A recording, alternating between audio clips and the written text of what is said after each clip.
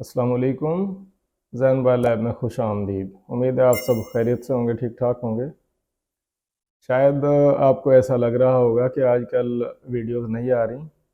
असल में आजकल मैं शॉर्ट वीडियोस पर काम कर रहा हूँ, क्योंकि चैनल पर काफ़ी सारी वीडियोस मैं पहले अपलोड कर चुका हूँ, लेकिन कुछ ख़ास रिस्पॉन्स नहीं मिला। तो शॉर्ट वीडियो का नया फीचर आया यूट्यूब पे, तो मैंने शॉर्ट वीडियो को ट्राई किया।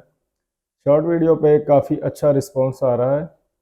आप सब लोगों से रिक्वेस्ट है कि आप भी एक दफ़ा ज़रूर विज़िट करें। जो नए सब्सक्राइबर हैं वो मेरे चैनल का विज़िट ज़रूर करें, क्योंकि मैं काफ़ी सारी यूज़फुल वीडियोस बना चुका हूँ। मोबाइल रिपेयरिंग और मोबाइल सॉफ्टवेयर को बेसिक से समझाया गया है, सिखाया गया है।